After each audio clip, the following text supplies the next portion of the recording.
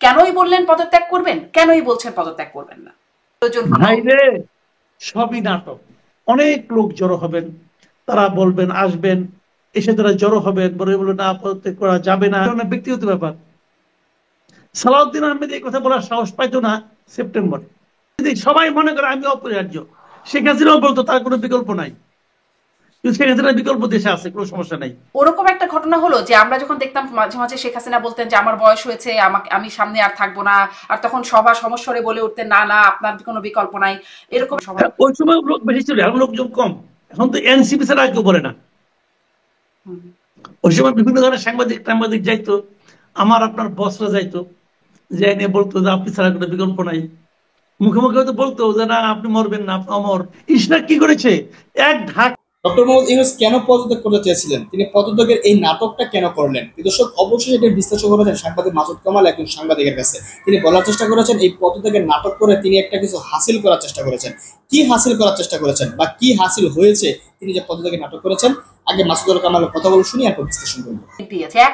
এখন ভারত যেহেতু বলছে তাড়াতাড়ি নির্বাচন চাই, অতএব অন্য যারাই তাড়াতাড়ি নির্বাচন চাবে তারাই ভারতের দালাল। প্রশ্ন হবে লাগামহীন, জানতে চাই, জানাতে চাই এই সময়ের পালস অফ পলিটিক্স। হঠাৎ করে খবর এলো পদত্যাগের সিদ্ধান্ত নিচ্ছেন প্রধান উপদেষ্টা ডক্টর ইউনূস। রুদ্ধদ্বার বৈঠক করে উপদেষ্টা পরিষদ আবার জানালো পদত্যাগ করছেন না তিনি।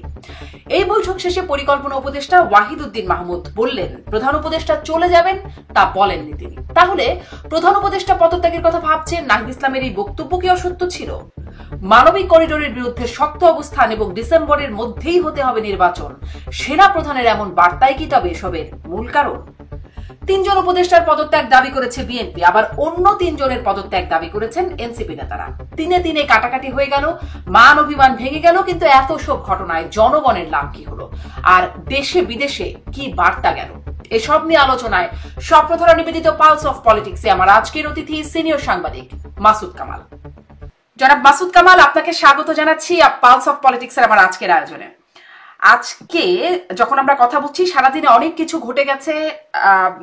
উপদেষ্টা পরিষদের অনির্ধারিত বৈঠক হয়েছে, সেখান থেকে একটা বিবৃতি এসেছে, প্রধান উপদেষ্টার সাথে রাজনৈতিক দলগুলোর বৈঠক হচ্ছে, সারাদিন পদত্যাগ নিয়ে একটা প্রধান উপদেষ্টা পদত্যাগ করবেন কিনা এরকম নিয়ে কথা হচ্ছে। আমরা প্রত্যেকটা বিষয় নিয়ে একটু কথা বলতে চাই। প্রথমে একটু আপনার বিশ্লেষণ এই বিষয়ে জানি যে কি হলো, হুট করে কোথাও থেকে কোনো দাবি আসলো না, প্রধান উপদেষ্টা বললেন পদত্যাগের কথা, মানে বললেন না, তিনি জানালেন বা বার্তাটা আসলো যে তিনি পদত্যাগের কথা ভাবছেন বা তিনি পদত্যাগ করবেন। তারপরে আবার উপদেষ্টারা মিলে বসে বললেন না তিনি পদত্যাগ করবেন না। কেনই বললেন পদত্যাগ করবেন, কেনই বলছেন পদত্যাগ করবেন না? তিনি যে পদত্যাগের কথা বলেছেন এটা আপনি শিওর? শিওর হলে কিভাবে শিওর? উনি যে পদত্যাগ করছেন এই কথাটা আপনি প্রথম জেনেছেন কার কাছ থেকে? আপনি জেনেছেন এনসিপির নাহিদ ইসলামের কাছ থেকে। নাহিদ ইসলাম এবং প্রধান উপদেষ্টার মাঝখানে বৈঠকে তৃতীয় কোনো ব্যক্তি ছিলেন না। অন্য কোনো ব্যক্তি কি এই কথা সাক্ষ্য দিয়েছেন যে নাহিদ ইসলামের কাছে প্রধান উপদেষ্টা এই কথা বলেছেন? না, সাক্ষ্য দেন নাই তো, দেন নাই। প্রধান উপদেষ্টার একটা বিশাল প্রেস উইং আছে, সেই প্রেস উইং এর যারা কর্মকর্তা আছে ওনারা এতই করিত করবা, প্রধান উপদেষ্টা যা কিছু বলেন সেটা আবার নতুন নতুন ব্যাখ্যাও তারা বের করতে পারেন, এতই করিত করবা তারা। সেই প্রেস উইং এর কেউ কি বলেছেন যে প্রধান উপদেষ্টা পদত্যাগ করতে চাচ্ছেন, প্রধান উপদেষ্টার মন খারাপ, প্রধান উপদেষ্টা অভিমান করেছেন? কেউ কি বলেছেন কখনো? কেউ বলেন নাই। হঠাৎ করে নাহিদ ইসলামের কথা বললেন। নাহিদ ইসলাম কি প্রধান উপদেষ্টার মুখপাত্র? আমি মনে করি নাহিদ ইসলাম যে কথাটা বলেছেন সেই কথাটা যথার্থ নয়। এবং আমি এটাও আপনি কোথায় পেলেন বললাম তো ভাই, আমি একটা 3টা জায়গা থেকে পেলাম। মানে আমি যদি 3টা জায়গাকে একটু সামারাইজ করে আনি, যে নাহিদ ইসলামের বক্তব্য বা এনসিপি থেকে যেটা জানলাম, এক যেটা আপনি বলছেন, 2 জামাতের আমির আজকে বৈঠক শেষ করে তিনি বলছেন যে 2 দলের চাপে বোঝা যাচ্ছে যে বিএনপির আন্দোলন বা ইশরাককে মেয়র হবার যে শপথ পড়ানোর জন্য যে আন্দোলন, সেই একটা চাপ এবং এনসিপির একটা আন্দোলন, সেরকম একটা চাপে তিনি হতাশ বিরক্ত থেকে অবস্থান। জামাতের আমিরের বক্তব্য তিনি বৈঠক শেষ করে এসে। নিউ ইয়র্ক টাইমস তারা প্রধান উপদেষ্টার হাই অফিসিয়ালের সাথে কথা বলছেন, ফোনে কথা বলছেন, সেই রকম একটা প্রতিবেদন প্রকাশ করেছে। সেখানে তারা বলছেন যে বিশেষ করে মানে সেখানে তারা বলছেন যে প্রধান উপদেষ্টা পদত্যাগের এই সিদ্ধান্ত নিচ্ছেন বা এই বার্তা দিচ্ছেন, যদি আপনি বলেন। হ্যাঁ, এবং তিনি বলছেন যে হাই অফিসিয়ালের সাথে ফোনে কথা হয়েছে, সেখানে তারা বলছেন যে বিশেষ করে ওয়াকারুজ্জামানের বক্তব্যে তিনটা বক্তব্য পাওয়া গেল। আমি কারণ খুঁজবো পরে, আগে আমি বলবো ওনার যে অভিপ্রায়, এই অভিপ্রায়ের কথা আমরা কার কাছে জেনেছি? নাহিদ ইসলামের কোন সোর্স আমাকে কনফার্ম করতে পারে নাই, এবং যত লোক সোর্স মানে ধরেছে সবাই নাহিদ ইসলামকে কোট করেছে, এছাড়া আর কোন সোর্স আমি দেখি নাই। বিবিসি কে নাহিদ ইসলাম কথাটা এসে বলেছেন, বিবিসি সেটা প্রচার করেছে, পরের দিন সবগুলি পত্রিকা তোতা পাখির মতো, সবগুলি মিডিয়া তোতা পাখির মতো সেটা প্রচার করেছে। কোন একটা মিডিয়ার মাথায় এই জিনিসটা খেললো না যে আমি প্রধান উপদেষ্টার প্রেস উইকের কথাটা জিজ্ঞাসা করি, কেউ জিজ্ঞাসা করে নাই। বৃহস্পতিবার দিন রাতের বেলায় এই খবর উনি প্রচার করলেন নাহিদ ইসলাম সাহেব। শুক্রবার সারাদিন গেল, আমি দেখলাম না। শুক্রবার রাতে আমি একটা টেলিভিশনে টক শোতে গিয়েছিলাম, তখনও তারা এই প্রশ্নটা আমার করেছিল। আমি তাকে পাল্টা এই কথাটা জিজ্ঞাসা করেছিলাম, সোর্সটা কি? নো সোর্স, কেউ কোনো সোর্স দিতে পারে নাই।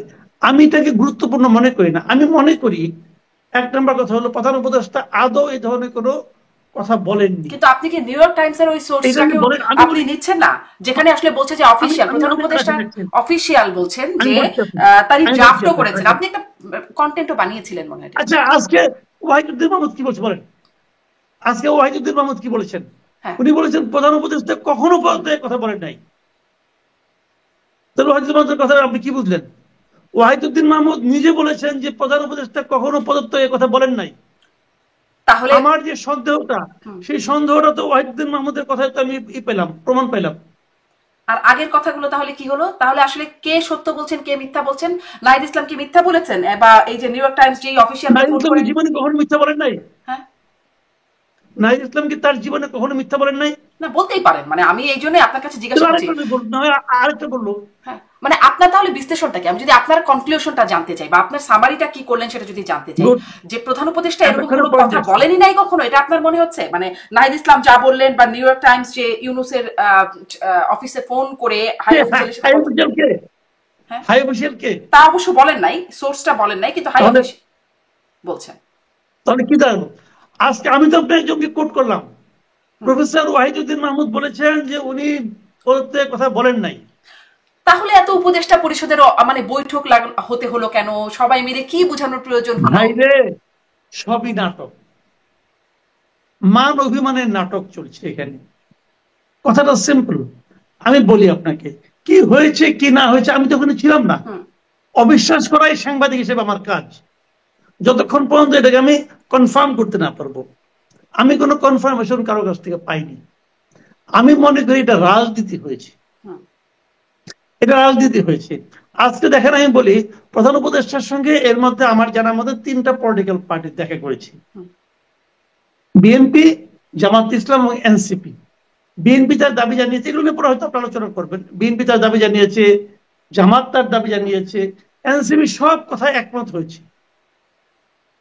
তার মানে এনসিপির কাজই হলো এমন কিছু করা যাতে নাকি প্রধান উপদেষ্টা খুশি হন। তো কালকে তাহলে প্রধান উপদেষ্টাকে খুশি করতে কি তারা বলেছে? আমি জানি না। বৃহস্পতিবার দিন রাতে বলেছে তারা, বৃহস্পতিবার দিন রাতে এনসিপির নেতা বিবিসি কে বলেছেন। বৃহস্পতিবারের পরের দিন কি ছিল? শুক্রবার। শুক্রবার হলো কিছু কিছু ক্ষেত্রে বাংলাদেশে আন্দোলনের জন্য একটা খুবই উর্বর দিবস।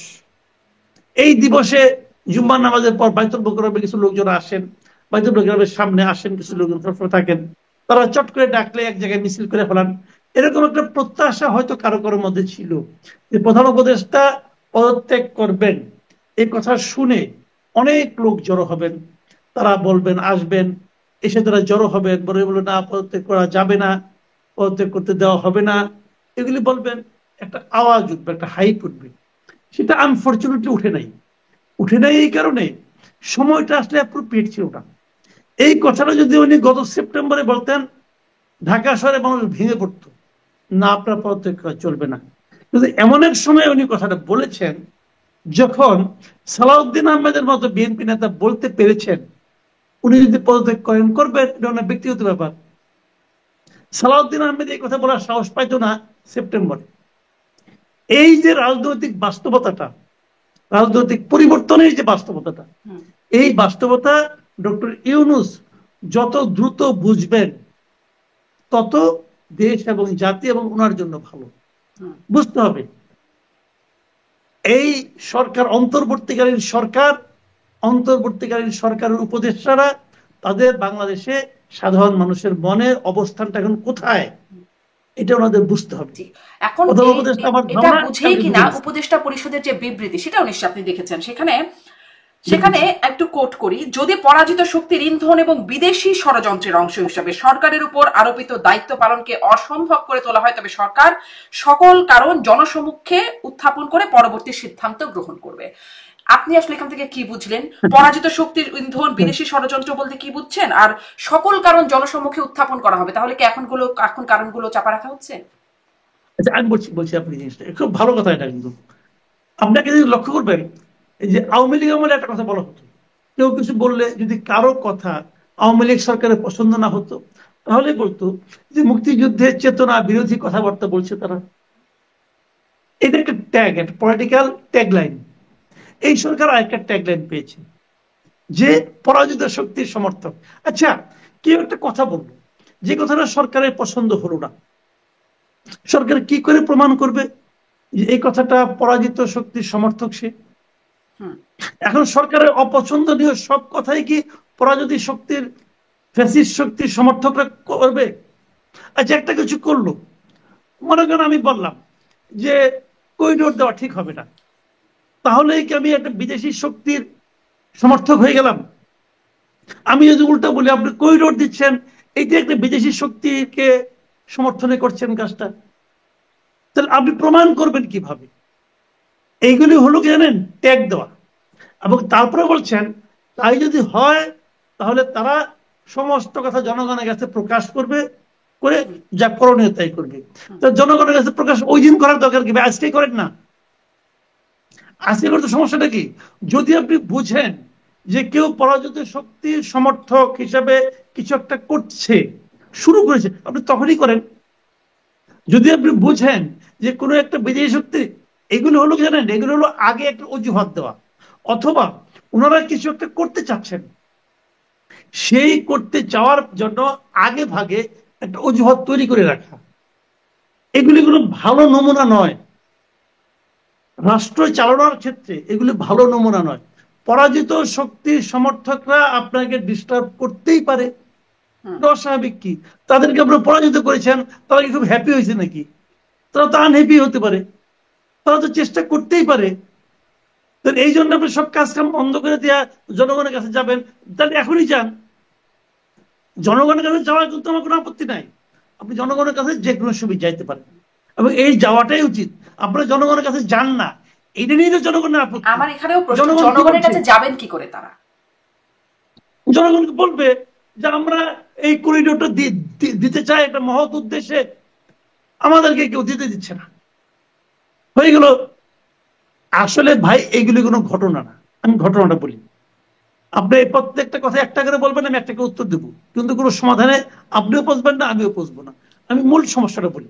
মূল সমস্যাটা হলো, গত কয়েকদিন আগে কেউ কেউ বলেছেন তো ডিসেম্বরে নির্বাচন চাই, বলেছেন তো করিডোর দেওয়া যাবে না, বলেছেন তো মব ভায়োলেন্স বন্ধ করতে হবে, বলা তো হয়েছে।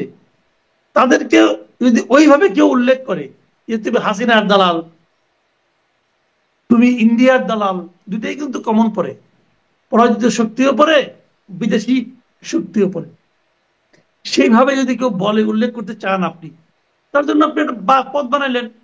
আপনি দেখবেন গত 2-3 দিন এই পিনাকি ভট্টাচার্য, ইলিয়াস হোসেন, এদের টকশোগুলি দেখবেন, এদের অনুষ্ঠানগুলি দেখবেন, তারা কিন্তু এই ন্যারেটিভটা তৈরি করতেছে।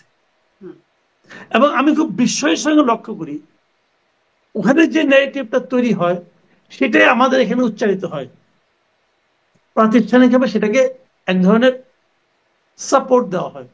এটা আনফরচুনেট। আমি একটা বেসিক কথা বলি, শোনেন, আমার দুঃখটা কোথায় আমি বলি আপনাকে। আমি সবসময় একদম আমার হৃদয় দিয়ে বিশ্বাস করি যে এই দেশকে, এই জাতিকে অগ্রসর করতে হলে ঐক্যবদ্ধ করতে হবে। আমি বিশ্বাস করি যে বিভক্ত জাতি কখনো অগ্রসর হতে পারে না। আমাদের দুর্ভাগ্য হলো আমরা আওয়ামী লীগের 15 বছরে দেখেছি আওয়ামী লীগ খুব সচেতন ভাবে জাতিকে বিভক্ত করার চেষ্টা করেছে। তারা কিছু হলেই স্বাধীনতা বিরোধী চক্র, স্বাধীনতা চেতনা বিরোধী আওয়ামী লীগ, তারা বলতো যে বিএনপি জামাত চক্র, বিএনপি জামাতের অগ্নি সন্ত্রাস, আগুন সন্ত্রাস, এগুলো বলে বলে দেশটাকে দুটো ভাগ করে দিয়েছিল। তখন আমি বলতাম যে বিএনপি জামাতের যারা লোক আছে, সমর্থক আছে, তাদেরকে আপনারা দেশ থেকে বের করে দিবেন, তাদেরকে বঙ্গোপসাগরে ফেলে দিবেন? আপনি পারবেন না তোরা ভাই। আমার এক আত্মীয় বিএনপি করে, আরেক আত্মীয় আওয়ামী লীগ করে, আরেক আত্মীয় জামাত করে। আমার বাড়িতে কোনো প্রোগ্রাম হলে আমি 3 আত্মীয়কে দাওয়াত দিই, 3 আত্মীয়ের প্রোগ্রামে আমি যাই। 3 আত্মীয় 3 রাজনৈতিক মতাদর্শী, বাট 3 আত্মীয় আমার আত্মীয়, 3 আত্মীয় এই দেশের অধিবাসী, 3 আত্মীয়কে নিয়েই আমার চলতে হবে। সেই কাজটা আমরা ভেবেছিলাম এই সরকার এসে করবে, দেশটাকে ঐক্যবদ্ধ করবে। আনফরচুনেট হলো সেই অনৈক্যের যে ধারা আমরা ওই সময় দেখেছি, সেটা এই সময় এসে আরো তীব্র হয়েছে। এইভাবে আপনি দেশকে অগ্রসর করতে পারবেন না, কথা পরিষ্কার ভাই। এখন তাহলে আপনি কি মনে করেন, তাহলে কি মনে করেন এখন তাহলে কি হবে? আপনি যে কনক্লুশনটা দিচ্ছেন যে সেই অনৈক্যটা আরো তীব্র হয়েছে, আমি নিউ ইয়র্ক টাইমসের প্রতিবেদনেও দেখছিলাম যে এখন এসে এমন পরিস্থিতি যেটা আসলে এই ঐক্যবদ্ধ করাটা একরকম অসম্ভব একটা জায়গায় চলে গেছে। তাহলে আসলে কি হবে? ঐক্য যদি না হয় তাহলে কি হবে? না, কথাটা এটা না, এই ঐক্যটা এখন করা অসম্ভব হয়ে গেছে, কথাটা এটা না, এটা অসম্পূর্ণ বাক্য। সম্পূর্ণ বাক্য হলো এই অনৈক্যকে ঐক্যের মধ্যে আনা এদের পক্ষে অসম্ভব হয়ে গেছে। তো যদি আমি ঐক্যটা চাই তাহলে আমি এদেরকে চেঞ্জ করবো, কথা পরিষ্কার। আমি মনে করি এই অন্তর্বর্তীকালীন সরকার আমাদের দেশের মানুষকে ঐক্যবদ্ধ করতে ব্যর্থ হয়েছে এবং আগামীতে আরো ব্যর্থতা দিকে যাচ্ছে। তাহলে কি আপনি অন্তর্বর্তী সরকার পারবেন না? আপনি এই অন্তর্বর্তী সরকার পরিবর্তনের পক্ষে? পরিবর্তনের পক্ষে যাই না, আমি বলছি যে এরা পারবে না, এরা পারছে না। আমি মনে করি, আমি পদের কথা বলছি না, কিন্তু আমি বলছি যে এই সরকার, আমি যেটা বলি না সেটা আমাকে বলেন না। মানে পারবে না, তাহলে কি হবে? না পারলে কি করবে? না পারলে কি করবে? এটা আমি কেমন করবো? আমার হাতে ক্ষমতা আছে, আমার হাতে আপনি ক্ষমতা দিচ্ছেন, আমি এটা কেন করবো? আমি যেটা বলি সেটা, আমি যেটা বলি ওটুকু আমার কথা। আমার কথাটা হলো কি যে এই সরকার এরই মধ্যে নিজেদেরকে এমন একটা বিতর্কিত অবস্থায় নিয়ে গেছে। আমি এটাও মনে করি এই সরকারের পক্ষে একটা অবাধ, সুষ্ঠু এবং নিরপেক্ষ নির্বাচন করাও সম্ভব না। ডক্টর ইউনূস তো নিরপেক্ষ নন। দেখেন, ডক্টর ইউনূস এনসিপির লোক, অথবা এনসিপি ডক্টর ইউনূসের দল, এটা আমি দায়িত্ব নিয়ে বলতেছি। কারণ এনসিপি গঠনের সময় ডক্টর ইউনূস বলেছেন তোমরা একটা দল করো। 1 নম্বর, এই সরকারের 3 জন উপদেষ্টার ব্যাপারে এনসিপির আপত্তি আছে। তারা বলছে ওই 3 জন বিএনপির লোক। এই সরকারের 2 জন উপদেষ্টা এবং 1 জন গুরুত্বপূর্ণ ব্যক্তি জাতীয় নিরাপত্তা উপদেষ্টার ব্যাপারে বিএনপির আপত্তি আছে। তারা বলছে এরা মানে পক্ষপাত দুষ্ট। তাহলে 3 জন 6 জন, এবং আমার কাছে ডক্টর ইউনূস পক্ষপাত দুষ্ট লোক। আমি যেটা পাবলিক ভাই, আমার তো একটা মত থাকতে পারে, আমার একটা মত আছে। তাহলে আমার এইখানে বসেই তো আমি 7 জনকে বলতে পারলাম যে 7 জন পক্ষপাত দুষ্ট। তো যে সরকারের 7 জন উপদেষ্টার পক্ষপাত দুষ্ট, সেই সরকারের অধীনে নির্বাচন যদি হয়, সেই নির্বাচন তো নিরপেক্ষ হবে না, নিরপেক্ষ হইতে পারে না। মনে করি নির্বাচন এটা আমি আরো এখন না, এটা আমি আরো 2 মাস আগে বলছি যে ডক্টর ইউনূসের অধীনে নিরপেক্ষ নির্বাচন সম্ভব না। মানে তাহলে আসলে এই জন্যই আমি জিজ্ঞাসা করছি, আপনার মুখে আমি আসলে এই কথাটা বলাতে চাচ্ছি না, কিন্তু আপনার একটা সমাধানের জায়গা যদি জানতে চাই, তাহলে কি হবে? এই সরকারের অধীনে যদি নিরপেক্ষ সরকার সম্ভব, মানে নিরপেক্ষ নির্বাচন সম্ভব না হয়, জনাব সালাউদ্দিন আহমেদ যদি বলছেন যে ডক্টর ইউনূস চাইলে চলে যাবেন, বিকল্প জনগণ বেছে নেবে, বিকল্প কি? জনগণ জানে, জনগণ বেছে নেবে। আপনিও জনগণের এই প্রতিনিধি হিসেবে অনেক কথাও বলেন। বা আমি তো বলতে পারবো বিকল্প কি? আমি তো অত বড় মানুষ না ভাই, আমি ছোট মানুষ। জনগণ থেকে আসবে, সবাই মিলে বেছে নেবে, কিন্তু এরা পারবে না। এরা যে পারবে না, তারা 9 মাসে 10 মাসে দেখাই দিচ্ছে। 9-10 মাসে তারা কিছুই করতে পারে। আচ্ছা বলেন, ডক্টর ইউনূস থেকে বলছে আমাকে তো কাজ করতে দেওয়া হচ্ছে না, বলেন তো সে 10 মাসে কি কাজ করছে? সে 10 মাসে জাতিটাকে বিভক্ত করছে, প্রধান কাজ তাই এটা করছে। আমি এমন বিভক্ত করা করছে, এটা জোড়া লাগানো অনেক কঠিন। এখন এটাকে আবার জোড়া লাগানো অনেক কঠিন। কাজের মধ্যে কাজ সে এটাই করছে। আর বলেন কি কাজ করছে? হ্যাঁ, নিজের এইগুলো যেগুলো তার ফাইন টাইম ছিল, এই ইনকাম ট্যাক্স, ওগুলো মাফ করে নিছে। গ্রামীণের নামে একটা ইউনিভার্সিটি করে দিছে, গ্রামীণের নামে আপনার ম্যান পাওয়ার লাইসেন্স করে দিছে, এবং আহতদের চিকিৎসা এখনো শেষ হয় নাই, নিহতদের ক্ষতিপূরণ এখনো দেওয়া সম্ভব হয় নাই। এগুলো কি করছে? আপনি বলেন না রে ভাই, আপনি বলেন যে ডক্টর ইউনূস কি এমন একটা কাজ করছে যে কাজ এই দেশে কোনোদিন হয় নাই?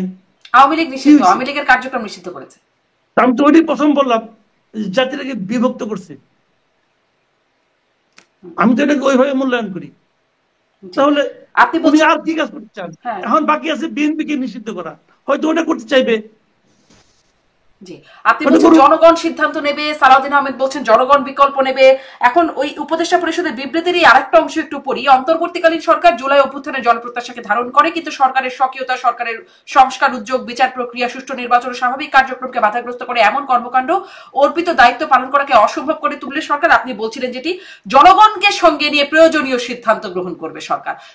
সরকারও বলছে জনগণকে সঙ্গে নিয়ে। এখন এই জনগণটা করবেটা কি আসলে? সবাই তো জনগণকে সঙ্গে নিচ্ছে, সবাই জনগণকে সঙ্গে নিবে, জনগণ দর্শক হয়ে দেখবে কে তাকে নিয়ে কি করতেছে। শুনেন, জনগণ হলো একটা অদ্ভুত একটা শব্দ, বুঝছেন? জনগণ অদ্ভুত শব্দ। শেখ হাসিনাও বলতো যে সব জনগণ আমার সঙ্গে আছে, এবং শেখ হাসিনা কিন্তু প্রমাণ করে দিত যে দেখো, ইলেকশনে যে জিতছে সে আমার লোক, ইলেকশনে যে তার সঙ্গে সেকেন্ড হয়েছে সে আমার লোক, যে থার্ড হয়েছে সেও আমার লোক। তাহলে জনগণ সবই আমার, প্রমাণ করে দিচ্ছে। কিন্তু এই জনগণ কিন্তু 5 আগস্টে ওনার পক্ষে দাঁড়ায় নাই। তো ওনার জনগণ ওনার সঙ্গে চলে গেছে, আর অন্য জনগণ রয়ে গেছে। জনগণের কথা সবাই বলে, কারণ এটা বললে পরে কি, জনগণ তো প্রতিবাদ করে না, জনগণ একবার দেখায় দেয় পরিস্থিতি। আপনি ভাবেন 5 তারিখে দেশের থেকে উনি চলে গেছেন, 5 তারিখে কি আপনি ভাবছেন যে ডক্টর ইউনূস দেশের দায়িত্ব নিবে? 5 তারিখে কি আপনি ভাবছেন যে এখানে নূরজাহান বেগম এসে স্বাস্থ্য উপদেষ্টা হবে? ভাবছেন আপনি? তো পাইছেন তো এদেরকে। তো ওরকম হয়ে যায়, পরিস্থিতি বলে দিবে কাকে দায়িত্ব নিতে হবে, কে কোন কাজ করবে। আবার ওখানেও ভুল হইতে পারে, ভুল হইলে আবার যাবে সে। এই পৃথিবীতে কেউ অপরিহার্য না রে ভাই। এই পৃথিবীতে সবাই মনে করে আমি অপরিহার্য। শেখ হাসিনাও বলতো তার কোনো বিকল্প নাই, কিন্তু শেখ হাসিনার বিকল্প দেশে আছে, কোনো সমস্যা নাই। শেখ হাসিনার আগেও তার বিকল্প ছিল, তারপরেও তার বিকল্প আছে। বিকল্প নাই, এটাও ঠিক না। যাওয়ার পরে বিকল্প আসবে। ওরকম একটা ঘটনা হলো যে আমরা যখন দেখতাম মাঝে মাঝে শেখ হাসিনা বলতেন যে আমার বয়স হয়েছে, আমি সামনে আর থাকবো না, আর তখন সভা সমস্বরে বলে উঠতেন না না আপনার কোনো বিকল্প নাই। এরকম একটা যে ঘটনা ঘটতো, ওই রকমই একটা ঘটনা কি এখনো ঘটলো যে ইউনূস বলছেন আমি চলে যাবো? তখন সবাই, ওই সময় লোক বেশি ছিল, এখন লোকজন কম। এখন তো এনসিপি ছাড়া কেউ বলে না। ওই সময় বিভিন্ন ধরনের সাংবাদিক যাইতো, আমার আপনার বসরা যাইতো, যে এনে বলতো যে আপনি ছাড়া কোনো বিকল্প নাই। মুখে মুখে হয়তো বলতো যে না আপনি মরবেন না, আপনি অমর, বলতো ওনারা। এখন ওরকম বলে না কেউ। আর বললো এক এনসিপি বলে, এনসিপি হইতে বাইরে এসে মন খারাপ করে বলে যে স্যার তো মন খারাপ করছে, স্যার যে কোনো সময় পদত্যাগ করতে পারে। এটা শুনে ভাবে যে হয়তো অনেকে আসবে, কেউ আসে নাই, কি করবে না, স্যারের অবস্থান আগের মতো নাই তো। তাহলে এখন এই পুরো ঘটনা থেকে ফলাফলটা কি হলো, বা যদি বলি লাভ কি হলো বা ক্ষতি কি হলো, সেটার একটা বিশ্লেষণ যদি জানতে চাই। যে ওই যে আপনি যেটি বললেন, এরাও বলছে 3, ওরাও বলছে 3, 3-এ কাটাকাটি, দুই পক্ষের দুজন 3-3-3, মানে দুটাই কাটাকাটি হয়ে গেল। ডক্টর ইউনূস বললেন পদত্যাগ করবেন, তিনিও এখন আর করছেন না। তাহলে পুরো যে ঘটনা চক্র হলো, তারপরে ফলাফল কি হলো, লাভ কি হলো? এতগুলো সময়, এত চর্চা, আলোচনা, কিছুই হলো না ভাই, কিছুই হলো না। কেন আমি বলি আপনাকে, হলো না এই কারণে অযোগ্য লোকের হাতে দায়িত্ব পড়েছে। যখন অযোগ্য লোকের হাতে দায়িত্ব পড়ে, যেমন ধরেন আপনি আমাকে একটা কিছু মেরামত করতে দিলেন, একটা মানে আপনার ধরেন কম্পিউটার নষ্ট হয়ে গেছে, আপনি আমাকে দায়িত্ব দিলেন ঠিক করেন। আমি তো এই কাজটা বুঝি না, আমি কি করবো? এই স্ক্রু খুলবো, ওই স্ক্রু খুলবো, খুলে আবার লাগাবো, হ্যান করবো, ত্যান করবো। কম্পিউটার কিন্তু ভাই ঠিক হবে না, কারণ আমি এই মানে ঠিক করার লোকটা আসলে না। যারা এখানে এসেছেন তারা কেউ কিছুই যায়, এটা ইউনূস সাহেব প্রথম দিনই বলছিলেন যে আমরা এই কাজের লোক না, আমরা এসেছি, আমরা যেখানে ছিলাম ওই কাজটাই এনজয় করতাম, ওই কাজটাই ভালো পারতাম, তারপর আমরা এসেছি করার জন্য। তো এই কম্পিউটার ওনারা ঠিক করতে পারবেন না। ওনারা 8-9 মাসে ঠিক করছেন ওই একটা স্ক্রু খুইলা লাগানো আর একটা স্ক্রু খুইলা রাখা, এছাড়া ওনারা কিছু পারেন না, কিছুই করতে পারেন নাই, কিছুই করার চেষ্টাও করতে পারেন নাই, কোনো স্টেপও নিতে পারেন। আমি বললাম তো ভাই, আমি একটা বোকার মতো ভাবছি অনেক সময়, এই যে ডক্টর ইউনূস আসবে, দেশ মনে হয় বিদেশি ডলারে ভরে যাবে, ওনার কত পরিচিত লোকজন আছে, হ্যান আছে তেন আছে, আসছে ডলার, আসছে।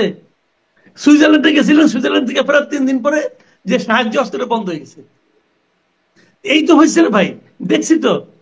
শেয়ার বাজার নিয়ে আলোচনা হচ্ছে, শেয়ার বাজার নাকি লুটপাট করে ফলে দরবেশ কে আছে আওয়ামী লীগের একজন, তাহলে এই গভর্নমেন্টের দরবেশটা কি?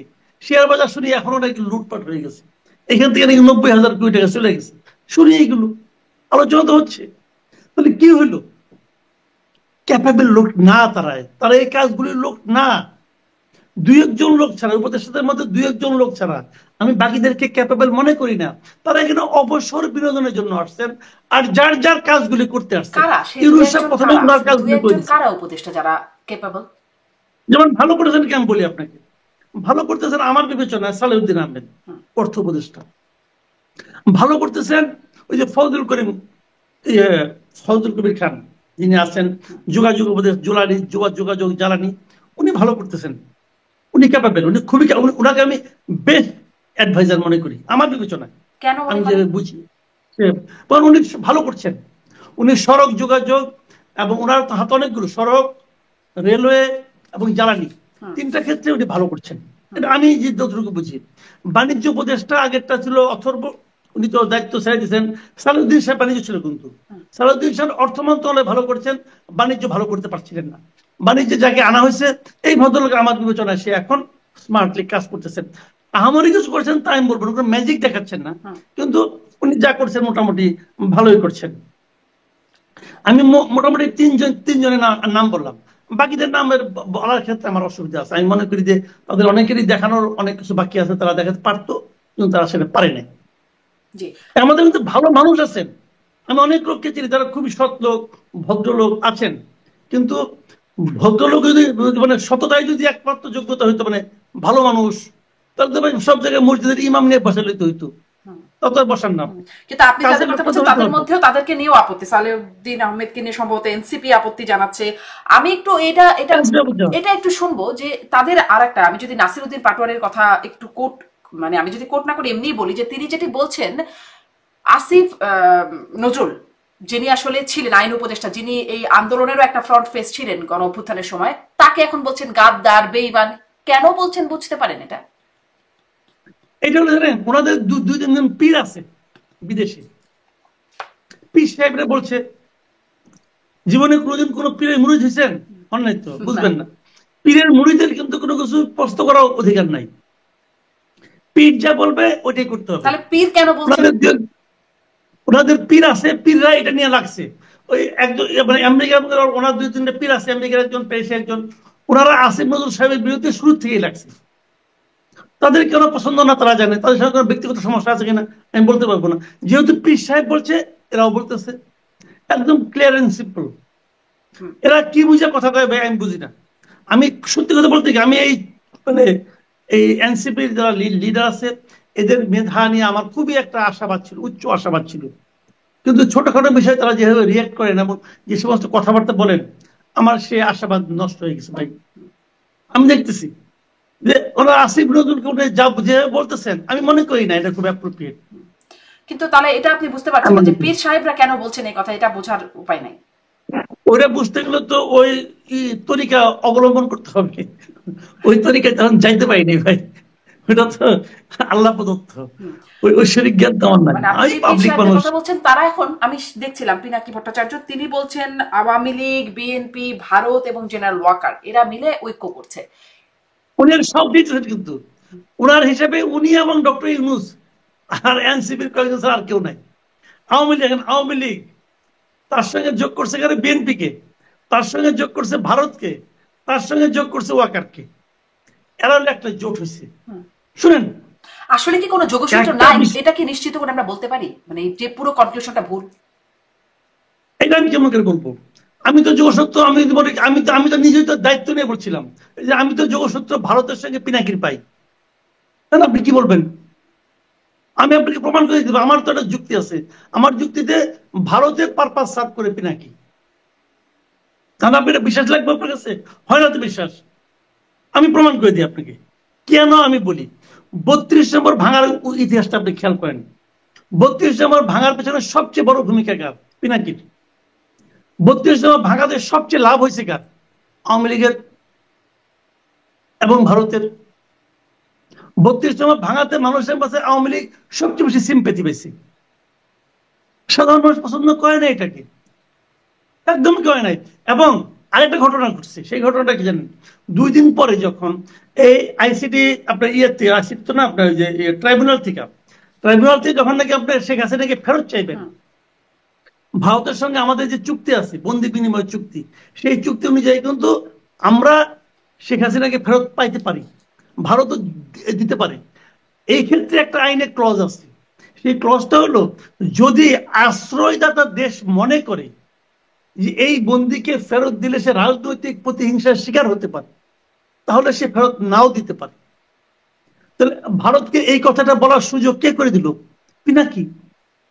কারণ ভারত এখন বলতে পারবে, আমি যে শেখ হাসিনাকে ফেরত দিব, তুমি তো তার বাপের বাড়িটা মধ্যে ভেঙে ফেলে। তাই যদি হতো, আমি একটু আপনার এই আর্গুমেন্টের সাথে পাল্টা আর্গুমেন্ট দিই, যদি তাই হতো তাহলে শেখ হাসিনাকে নামানোর জন্য এত মানে তৎপরতা কেন থাকতো?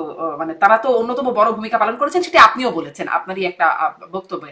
হ্যাঁ, আমি বলেছি, এখনো বলি। তারা তাহলে সেটাই বা কেন করতো? মানে বড় ছোট ছোট জায়গা কেন তুলে দেবে? আচ্ছা, এতে কি ভারতের মহা ক্ষতি হয়ে গেছে? হয় নাই। আবার আসেন পয়েন্টে, শেখ হাসিনা নাইমা যাওয়া থেকে ভারতের বিরাট ক্ষতি হয়ে গেছে। ভারতের ক্ষতিটা কি হয়েছে? কিছুই হয় নাই। শেখ হাসিনা শেষ দিকে ভারত এবং চীনের সঙ্গে খেলাধুলা করতেছিল, চীনের সঙ্গে এটা করে, ভারতের সঙ্গে এটা করে। এই জিনিসটা ভারত পছন্দ করে নাই। হতেই পারে ভাই, সিম্পল। আচ্ছা, ওরা আসলে কি চায় বলেন তো দেখি? পীর সাহেবরা আসলে কি চায় বলেন? পাবেন না, খুঁজে পাবেন না কিছু। যাই দিবেন তার 2 দিন রকম, ঠিক না। কারণ তারা চায় হলো সবসময় বাংলাদেশে একটা অস্থিরতা লেগে থাকুক। এই অস্থিরতা জন্য আপনি দেখবেন পিনাকি সাহেবের কথা দেখবেন, আলহামদুলিল্লাহ, বিসমিল্লাহ, আল্লাহর নামে শুরু করিলাম, তার কথার কোনো শেষ নাই। উনি ইসলামের জন্য জান প্রাণ দিয়ে দিচ্ছেন না। উনি কিছু অর্ধ শিক্ষিত আমাদের এখানে যারা আছে, তার মুরিদ, এদেরকে উত্তেজিত রাখার জন্য এগুলি বলতে থাকেন, আর কিছু না রে ভাই। এগুলো একদম খুব ক্লিয়ার আছে। জি, তাহলে কি হলো? মানে আসলেও বলছিলাম যে আপনিও বলছিলেন কোনো সমাধানে যাইতে পারবেন না। আসলে এরকমই একটা জায়গায় কোথাও তো গিয়ে থাকতে পারছি না, কারণ আপনি বলছেন এই সরকার পারবে না, আমি মনে করি এই সরকার পারবে না। এদিকে সেরা প্রধান বলে দিয়েছেন একদম স্পষ্ট, ডিসেম্বরের মধ্যেই নির্বাচন হতে হবে, মানে জানুয়ারিতে নির্বাচিত সরকার দেখতে চান। তাহলে কি সেরকম কিছু হবে? এখানে কি ফুল স্টপ আসবে নাকি না? কি হবে আমি জানি না, তবে আমি যেটা মনে করি, এখন কিছু একটা হওয়ার শুরুটা হবে। এই সময় কিছু একটা হওয়ার শুরুটা হবে, সবাইকে বুঝতে হবে একটা জিনিস, যে আমি যা চাই সেটি একমাত্র সমাধান না। প্রত্যেকটা মানুষের, প্রত্যেকটা দলের, প্রত্যেকটা গোষ্ঠীর নিজস্ব কিছু চাওয়া থাকতে পারে। সবগুলি চাওয়ার একটা সম্মিলন ঘটে। আমি যে সিদ্ধান্ত নেই যে আমি অন্য কারো কোনো কথা শুনবো না, আমারটাই চলবে, তাহলে এইটাই হলো স্বৈরাচারী আচরণ। এই আচরণ থেকে, এই চিন্তা থেকে সবাইকে বেরিয়ে আসতে হবে। সবাইকে চিন্তা করতে হবে দেশটা আমার না, দেশটা আমাদের, এবং সবাইকে নিয়ে চলতে হবে। যতক্ষণ পর্যন্ত সবাইকে না নিয়ে আপনি চলতে পারবেন, ততক্ষণ পর্যন্ত আপনি যেটাই করেন না কেন সেটাই ভালো কিছু হবে না। এটা মধ্যে ঝামেলা কথা বলছেন, যেটা উচিত সেটা বলছেন, কিন্তু উচিত তো সবাই আসলে উচিত কাজটা এভাবে করে না।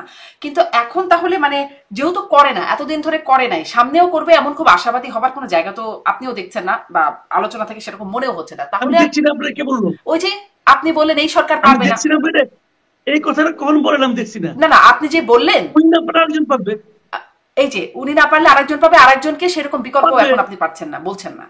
বিকল্প আমি এখন তো খুঁজবো না, যখন ঘটনা ঘটবে তখন খুঁজবো। এখন আগেই খুঁজলে বলবো কি এই তো পরাজিত শক্তির পক্ষে, এই তো বিদেশি শক্তির পক্ষে, তুমি ওই ঝামেলায় ঢুকবো কেন? সে তো এমনিও বলে, সেটা আর নতুন কি হতে পারে? মানে তাহলে সেনাপ্রধানের বক্তব্যের একটা ইমপ্লিকেশন কি দেখতে পান, বা একটা প্রভাব কি কিভাবে আপনি দেখেন ডিসেম্বরের নির্বাচনের বক্তব্যের কোনো মাহাত্ম্য আছে কিনা? হ্যাঁ, সেনাপ্রধানের বক্তব্যের প্রভাব আমরা দেখতে পাই। গত 2-3 দিন ধরে যা হচ্ছে দেশে এবং বাইরে, সবই সেনাপ্রধানের বক্তব্যের প্রভাবেই হচ্ছে, 1 নম্বর। 2 নম্বর হলো সেনাপ্রধানের যে বক্তব্য, আমি মনে করি এটা এই দেশের সাধারণ মানুষের বক্তব্য। সেনাপ্রধান যে 3টা বক্তব্য দিয়েছেন মোটা দাগে, আমি মনে করি এই বক্তব্যগুলির মধ্যে কোনো ভুল নাই। উনি করিডোর নিয়ে কথা বলেছেন, আমি মনে করি ভুল কিছু বলেন নাই। উনি মব ভায়োলেন্স নিয়ে কথা বলেছেন, আমি মনে করি এটা বলা খুব জরুরি ছিল। উনি ডিসেম্বরের মধ্যে নির্বাচনের কথা বলেছেন, আমি গত 6 মাস ধরেই বলতেছি যে নির্বাচন ডিসেম্বরের মধ্যে হওয়া উচিত। আমি মনে করি ডিসেম্বরের পরে নির্বাচনকে পিছিয়ে নেওয়ার কোনো যুক্তি নাই, কোনো যুক্তিই নাই। কেন আপনি ডিসেম্বরের পরে নির্বাচন নেবেন? কি যুক্তিতে নেবেন? যেই যুক্তিতে ডিসেম্বর পর্যন্ত অপেক্ষা করবে, সেই যুক্তিতে তো ডিসেম্বরের পর পর্যন্ত হতে পারে না, তা হবে না। ডিসেম্বর পরে জানুয়ারিতে আমি বলছি এই নির্বাচনটা হওয়া উচিত ছিল। আমি এটাও বলেছি এই নির্বাচনটা হওয়া উচিত ছিল অক্টোবরের মধ্যে, অক্টোবর থেকে ডিসেম্বর এর মধ্যে হওয়া উচিত। এরপরে নেওয়া ঠিক হবে না। কারণ যদি শুনছেন তাও বলি, ফেব্রুয়ারি মাসে ভাই শুরু হবে রোজা, ফেব্রুয়ারির মাঝামাঝিতে। তো যদি আপনি জানুয়ারিতে নেন, তাহলে যে দলটাই ক্ষমতায় আসুক তারা এসেই রোজা পাবে। এটা সেই দলের জন্য একটা বিব্রতকর পরিস্থিতি হবে। রোজাটা শেষ হবে যে মার্চে শেষ হবে। মার্চ মাসে বাংলাদেশে শুরু হবে এসএসসি পরীক্ষা। এসএসসি পরীক্ষা শেষ হওয়ার পরে শুরু হবে এইচএসসি পরীক্ষা। তাহলে আপনার মার্চ এপ্রিল গেল, পরীক্ষা শুরু। পরীক্ষা তো একদিন হয় না, পরীক্ষা তো 1 মাস ধরে হয়। এপ্রিল মাস পর্যন্ত পরীক্ষা, এপ্রিল মে পর্যন্ত পরীক্ষা। তারপরে মে জুনে আপনি দিবেন। মে জুনে হলো বর্ষাকাল। ইলেকশন তো একদিনে হয় না রে ভাই, ইলেকশনে তো ক্যাম্পেইন করতে হয় বাংলাদেশে। বর্ষাকালে অনেক জায়গায় ডুবে যায়, আপনি সেই জুন মাসে এসে করতে পারবেন না। তাহলে ইলেকশন 96 সালে বাংলাদেশে কোনো জুনে ইলেকশন হয় নাই, তাহলে আপনি কবে করবেন? তাহলে যে আবার সেই পরের অক্টোবর চলে যাবে। কাজে আপনি এই আগেই করেন। অক্টোবর থেকে ডিসেম্বর বাংলাদেশে জাতীয় সংসদ নির্বাচনের জন্য সবচেয়ে ভালো সময়। আপনি এই সময় কেন করবেন না? কি এমন কাজ আপনার যেটা নাকি এই সময় আপনি করে শেষ করতে পারবেন না? কি পারবেন না বলেন আপনি? এটা হলো কি জেদাজেদি খেলা হচ্ছে। আমি বলছি ওই সময় কেন কেউ জিজ্ঞাসা করে না যে কেন আপনি ডিসেম্বর থেকে জুন পর্যন্ত যাবেন? এই কথাটা কেউ জিজ্ঞাসা করে না। কেন কেন কথা কেউ বলে না। কেন? ব্যাখ্যাটা কি? ডক্টর ইউনূস বলছেন তাই? উনি কি ওনার কথা কি কোরআনে বলেন নাকি যে চেঞ্জ হবে না? উনি কি বলছিলেন? উনি বলছিলেন যদি আপনারা কম সংস্কার চান তাহলে ডিসেম্বরে, যদি বেশি সংস্কার চান তাহলে জুনের মধ্যে। এই যে বলছিলেন। এ পর্যন্ত কোন পলিটিক্যাল পার্টি বলছে যে আমরা বেশি সংস্কার চাই? কে বলছে? দেখেন একটা দল দেখেন আপনি। কেউ বলে না। কম আর বেশির তো কোনো সংখ্যা ছিল না কখনোই, কিন্তু যে প্রয়োজনীয় সংস্কার, মৌলিক সংস্কার, এগুলো তো বলছে। উনি কম আর বেশি কথা উল্লেখ করছেন। আমি বলছি কেউ কি বলছে আমরা বেশি সংস্কার চাই? বরঞ্চ উনি আপনি খেয়াল করে দেখেন, উনি দায়িত্ব নেওয়ার পর দ্বিতীয় যে ভাষণটা দিয়েছিলেন 2024-এর 25শে অগাস্ট, সেই ভাষণে উনি বলেছিলেন রাজনৈতিক দলগুলো যখন নির্বাচন চাইবে তখনই দিব বলেছিলেন। বিএনপিকে রাজনৈতিক দল মনে করেন না উনি? বিএনপি তো চাচ্ছে, কিন্তু বাকিরা চাচ্ছে না। নির্বাচন কে যাচ্ছে না? এনসিপি চাচ্ছে না। যদি বলি জামাতে ইসলাম, তাদেরও এখন নিবন্ধন নাই। নিবন্ধনই হয় নাই। এনসিপি তো নিবন্ধনই হয় নাই রে ভাই। নিবন্ধন হয়েছে তো তাহলে তো নিবন্ধনওয়ালা একমাত্র মানে জনগণের কাছে ভোট পাওয়ার মতো দল তো বিএনপি আছে, একমাত্র দল। আমি তা বলছি না, আরো দল আছে, আরো অনেক দল আছে। বাট আমার কথা হলো যে যখন আপনি বিএনপির প্যারালাল একটা দলকে দাঁড় করাবেন, সেরকম দলকে দাঁড় করান। নাবালক দলকে নিয়ে আসেন বিএনপি প্যারালাল কোনো দল আছে না ভাই। এখন মোটামুটি একটা কিছু আনবেন তো। আরেকটা যেটা ছিল ওটা তো বিদায় করছেন। মোটামুটি একটা আনবেন। কোনটা বিএনপির প্যারালাল? এখন না জামাত তো বলে নাই। জামাত কি বলছে যে আমরা ডিসেম্বরে নির্বাচন চাই না বলছে? না, জামাতের বহু লিডার বলছে, জামাতের আপনার ডাক্তার আব্দুল্লাহ তাহের ওনাকে বলতে শুনছি, উনি বলছেন ডিসেম্বরের মধ্যে নির্বাচন চাই, একবার একটা প্রোগ্রাম উনি বলছে ডিসেম্বরের নির্বাচন সবাই চায়। কিন্তু জামাতের আমির তো বলছেন, জামাতের আমির প্রথমে বললেন ফেব্রুয়ারির মধ্যে, তারপরে বলে এপ্রিলের পরে হওয়া উচিত হবে না, এর মাঝখানে আবার এটাও বলেছেন যে মৌলিক সংস্কার দৃশ্যমান বিচার টাইম দিয়েছেন এর মধ্যে হতে হবে, উনি পার্টিকুলার উনি আজকে বলতেছেন যে রোড ম্যাপ দিতে হবে, উনি এটা চাইছেন। বুঝলেন, জামাত হলো এখানে ওনারা নানা রকম হিসাব করে, ওনারা পারমুটেশন কম্বিনেশন অনেক কিছু করছে, কইরা দেখছে যে ওনাদের ভোট 10% বেশি না, এবং যে কারণে প্রথম দিকে অনেক কিছু বলছে। এখন তার কথা হলো যে আমরা মোটামুটি নির্ভেজালে থাকতে চাই, এই ভোট আমার কমবেও না বাড়বেও না, ওনারা এটা বুঝছে ভালো মতে, কাজেই ওনারা ওভাবেই থাকবে, সবাই যেটা চাবে ওইদিকে আমি আছি। কিন্তু মূল যে স্টেক হোল্ডার যেটা, সেটা হলো বিএনপি। বিএনপি বারবার বলতেছে যে আমি ডিসেম্বরের মধ্যে নির্বাচন চাই। এখন এটা চাইলে পরে তার লগে ওয়াকার, তার লগে আওয়ামী লীগ, তার লগে ভারত সব মিলে মিশে, ভারত কি বলছে? ভারত বলছে যে বাংলাদেশে একটা গণতান্ত্রিক সরকার তারা চায়। বুঝলেন ব্যাপারটা? এটা ভারতের পলিসি রে ভাই। এখন ভারত যেহেতু বলছে গণতান্ত্রিক সরকার চাই, অতএব যারাই বলবে গণতান্ত্রিক সরকার চাই সবাই ভারতের দালাল হয়ে যাবে। হইল? এটা হইল ভাই? এটা তো হইল না। শেখ হাসিনার বিরোধিতা, আমি তো তখন আমি ওই সময় আমি বলছি শেখ হাসিনার বিরোধিতা যদি বলে যে শেখ হাসিনা সরকারের পতন চাই, এটা যদি একজন দুষ্ট লোককে বলে তাহলে কি সে খারাপ হয়ে যাবে? তা তো না। প্রত্যেকটা লোকের আলাদা আলাদা বক্তব্য আছে। একটা ভালো কথা মন্দ লোকও বলতে পারে, ভালো লোকও বলতে পারে, আবার শত্রু বলতে পারে, মিত্রও বলতে পারে। এখন ভারত যেহেতু বলছে তাড়াতাড়ি নির্বাচন চাই, অতএব অন্য যারাই তাড়াতাড়ি নির্বাচন চাবে তারাই ভারতের দালাল। এত সরলীকৃত সিদ্ধান্ত কি চলে রাজনীতিতে? হওয়া উচিত? উচিত না। এই সেরকম হিসাব নিকাশ তারা ওনারা অজুহাত করতেছে। যদি কেউ বলে তাহলে তারা বলবে বহিঃশক্তির মদতে হচ্ছে। জি জি, জনাব মাসুদ কামাল, একটু এটা শুনি, মানে নির্বাচনের আগে নির্বাচনের কথা বলছেন যে শেষ করব, আমার আসলে আর একদমই একটা দুইটা প্রশ্ন আছে। আগের নির্বাচনের যে 24-এর নির্বাচন নিয়ে আমাদের যে আপত্তি ছিল, নির্বাচনের আগেও আমরা যে প্রশ্নটা করছি যে এই নির্বাচনে তো কোনো বিকল্প নাই, তাহলে নির্বাচনটা করে কি লাভ? আমি এই জন্য প্রশ্নটা করছিলাম যে এখন বিএনপির প্যারালাল কে, যদি কেউ না থাকে, 24-এ যেমন দেখেছিলাম আওয়ামী লীগ আছে, জাতীয় পার্টি আছে, আরো কিছু দল আছে তারা, তো এরকমই যদি আর একটা বিষয় হয়, নিউ ইয়র্ক টাইমসও এরকমটা বলছেন, মানে নিউ ইয়র্ক টাইমসের সেই রিপোর্টটা যেটার কথা বলছিলাম, তারাও বলছে যে তাদের মতো এরকমই যে দেশ এখন অর্থবহ রাজনৈতিক প্রতিদ্বন্দ্বিতা থেকে বঞ্চিত, যেরকম 24-এও ছিল। তাহলে আসলে গুণগত বা মৌলিক কোনো পার্থক্য কি হলো? খুব বেশি একটা পার্থক্য হয় নাই। আমি আপনাকে বলি, আমি তখনও বলেছি, আমি এখনো বলি, দেখেন নির্বাচনটা আসলে কিন্তু রাজনৈতিক দলের নির্বাচন না। নির্বাচনের সঙ্গে কিন্তু অনেকগুলো পার্টি আছে, অনেকগুলো স্টেক হোল্ডার আছে। কেবল পলিটিক্যাল পার্টি কিন্তু তা না, এর সঙ্গে ভোটারও একটা পার্টি। কিন্তু আমরা যারা ভোটার, আমরাও কিন্তু এখানে একটা মানে অংশ, আমাদের একটা বক্তব্য আছে। আমরা কি চাই ভোটার হিসেবে? আমি চাই যে আমি যেন যে ভোটটা দেব সেই ভোটটা যেন গণনায় বিবেচনায় নেওয়া হয়। এক নম্বর কথা। কে পাস করবে আমি জানি না, আমার জানা দরকার নাই। আমার ভোটটা যেন গণনায় নেওয়া হয়। আমার 2 নম্বর চয়েস হলো আমার জন্য যেন ওই ব্যালট পেপারে পর্যাপ্ত সংখ্যক বিকল্প থাকে, আমার জন্য বেছে নেওয়ার জন্য পর্যাপ্ত সংখ্যক বিকল্প থাকে। সেই বিকল্পটা আমরা 24-এর নির্বাচনে পাইনি। ওখানে আমি বলতাম, তখন আমি অনেকদিন বলেছি, তখনই বলেছি নির্বাচনের সময় বলেছি যে এমন একটা ব্যালট পেপার আমার হাতে দেওয়া হচ্ছে, এই ব্যালট পেপারে আপনি যেখানেই সিট মারেন ওইটাই আওয়ামী লীগ। এই ছিল। তো এখনকার পরিবেশ তার চেয়ে খুব একটা ভালো হয়নি। ভালো হয়নি এই কারণে এখনো এই দেশে একটা বিরাট সংখ্যক ভোটারের জন্য তার পছন্দের প্রার্থীর নামটা ওখানে থাকবে না, রাখার কোনো সুযোগ নেই।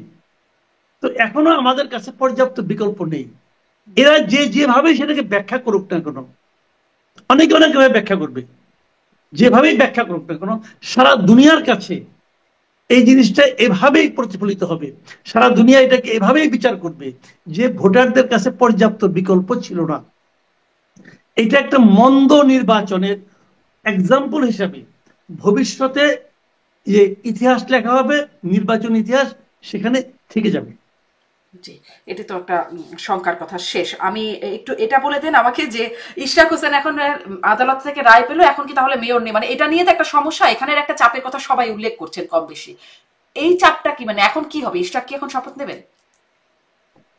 ইশরাককে শপথ নিতে দেওয়া উচিত, নিতে পারবেন কি না পারবেন এটা আমি জানি না, বাট ওনাকে শপথ নিতে দেওয়া উচিত। এখন আর দেখেন কি বাধা? আমি বলি কোনো বাধা হলে ইচ্ছাই বাধা। মন্ত্রী যদি না চায় হবে না, মন্ত্রী তারিখ না রেখে 20 দিন আটে দেবে, 20-22 দিন পরে মেয়াদি শেষ। শুনেন, এই ঘটনাটা অনেকে কিন্তু বোঝা দরকার, অনেকে জিনিসটা কিন্তু ক্লিয়ার না যে কেন ইশরাককে পড়তে এই শপথ নিতে দেওয়া উচিত।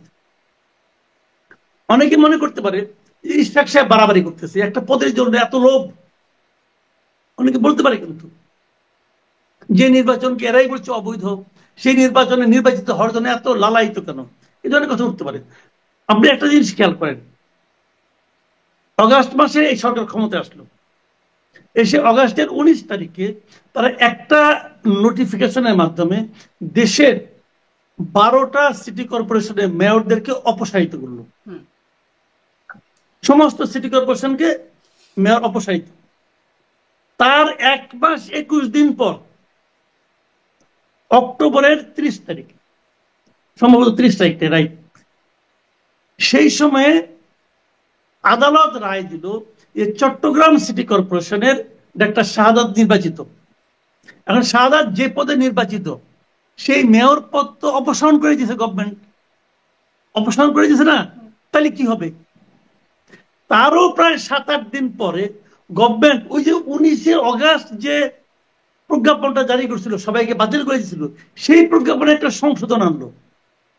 সংশোধনে বলল যে 11টা সিটি কর্পোরেশনের মেয়রকে অপসারণ করা হয়েছে, চট্টগ্রামকে না। তাহলে যদি চট্টগ্রামকে অপসারণ না করা হয়ে থাকে, কথাটা খেয়াল করেন কিন্তু, তাহলে এই যে প্রায় 2 মাস সময়, তাহলে চট্টগ্রামের মেয়র তো থাকা উচিত ছিল রেজাল্ট করে। আপনি এই তখন বুঝাই গেল ডাক্তার শাহাদাতকে অ্যাকোমোডেট করার জন্য তারা ওটাকে চেঞ্জ করলো। যে তারা বললো যে 19 আগস্টে সেই প্রজ্ঞাপনটা একটু সংশোধন করা হয়েছে, সংশোধন করে শাহাদাত সাহেবকে জায়গা করে দিল। শাহাদাত সাহেব শপথ দিলেন, নিয়ে এখন চট্টগ্রামে মেয়র হিসেবে আছেন। খেয়াল করেন, এইটা যদি আপনি করতে পারেন, ওই একইভাবে একই আদালতের মাধ্যমে ইশরাক সাহেব আসছেন, আদালত রায় দিচ্ছে ইশরাক সাহেব মেয়র। তাহলে ইশরাককে আপনি কেন দিবেন না করতে? কেন আপনি তাকে শপথ দিতে দিবেন না?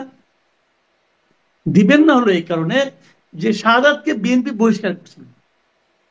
ইশরাক তো বিএনপি লিডার, ইশরাক ঢাকা শহরের লিডার। ঢাকা দক্ষিণের যদি মেয়র একজন বিএনপির লোক থাকে, ওনাদের মধ্যে একটা আতঙ্ক তৈরি হতে পারে যে তাহলে বোধহয় আমাদের জন্য রাজনৈতিকভাবে ক্ষতিগ্রস্ত হব আমরা। কে? এনসিপি। এখন ইশরাক যখন বেশি করে চাপ দিচ্ছে, এবং তখন এনসিপির পক্ষ থেকে নির্বাচন কমিশনকে দায় দিল যে তারা কেন ইশরাকের পক্ষে গ্যাজেট করলো, অতএব নির্বাচন কমিশনকে বাতিল করতে হবে। তারা ওখানে যে ধর্ণা দিল। তো এইগুলো তো পরিষ্কার বোঝা যাচ্ছে এগুলো তো পলিটিক্যাল কাজ হচ্ছে। হাইকোর্টে গেল, হাইকোর্ট বললো শপথ দিতে দেওয়া উচিত। হলোটা কি? নৈতিকভাবে উন্নত যে কোনো বিশ্বে হতে পারে, যিনি বাধা দিয়েছেন সেই এলজিআরডি মন্ত্রী, উনি এই পরাজয়ের পর ওনার রিজাইন করা উচিত ছিল। আমাদের এখানে করবে? করবে না। ইশরাক কি করেছে? এক ঢাকা শহরের একজন নেতা, ভাই, সেন্ট্রাল কোনো লিডারও সে না, সেই তো সরকারকে কাঁপাই দিছে। এইগুলি সরকার বুঝে? বোঝে না। কার কারণে বোঝে না আমি জানি না, কিন্তু আমি কিন্তু সরকারেরও পক্ষে না, আমি কিন্তু ইশরাকেরও পক্ষে না। আমার কথা হলো কি, এটা মিলামিশে একটা কাজ করা যেত। মিলামিশা কাজ না করে আপনি ক্ষুদ্র স্বার্থকে বাস্তবায়িত করতে চায় আপনি পুরো দেশটাকে একটা বিশৃঙ্খলার মধ্যে ঠেলে দিয়েছেন। ইশরাক বনাম এলজিআরডি মন্ত্রী, এই বিরোধে তাদের কিছু হয় না, আমাদের সাধারণ মানুষের ক্ষতি হয়েছে। আর তার চেয়ে বড় কথা, এই অন্তর্বর্তীকালীন সরকারের যে নিরপেক্ষতা, সেটা নিয়ে মানুষের মধ্যে সন্দেহ তৈরি হয়েছে। সন্দেহ বড় মারাত্মক জিনিস রে ভাই, সন্দেহ বড় মারাত্মক। জি, জনাব মাসুদ কামাল, অনেক ধন্যবাদ। মানে পরিস্থিতিটা এরকম গিয়ে দাঁড়ালো, ইশরাক বনাম আসিফ মাহমুদ, বিএনপি বনাম এনসিপি, এদিকে নানান রকম বনাম আর কি মাঝখানে চলে আসছে। তাহলে এগুলোর এই গোলমেলে পরিস্থিতি থেকে সামনে আসলে কিভাবে এটার উত্তরণ ঘটে, কিভাবে তার দর্শক, মাসুদ কামালের কথাগুলো শুনেছেন, হয়তো অবশ্যই বুঝতে পেরেছেন যে আসলে তিনি যেগুলো বলার চেষ্টা করেছেন। আমি এগুলো বলি ভিত্তিহীন, এগুলো আসলে কোনো ভিত্তি নেই। ডক্টর মোহাম্মদ ইউনূস তিনি আসলে ওই রকম রাজনীতিবিদ না, যে রাজনীতিবিদরা আমরা দেখেছি 16 বছর তাদেরকে কত অপমান, অপদস্থ, লাঞ্ছিত করা হয়েছে, কিন্তু কোনো সময় তাদের যে পথ, সে পথ থেকে তারা সরে দেয়নি, নিজে থেকে পদত্যাগ করেনি। এটা তাদের একটা অ্যাটিটিউড ছিল, অর্থাৎ শরম ছাড়া নির্লজ্জ বেহায়ার মতো ছিল। কিন্তু ডক্টর ইউনূস শরম ছাড়া বেহায়া নির্লজ্জ না। তাকে আপনারা অপমান করবেন, অপদস্থ করবেন, হ্যায়পত্যপূর্ণ করবেন, আর তিনি তার জায়গায় বসে থাকবেন। তিনি মনে করছিলেন হয়তো আমার কারণে হচ্ছে, আমি এখান থেকে সরে যাই। এই কারণে তিনি আত্মমর্যাদা রক্ষার জন্য তিনি তুলে যেতে চেয়েছিলেন। তিনি নাটক নন। যাই হোক দর্শক,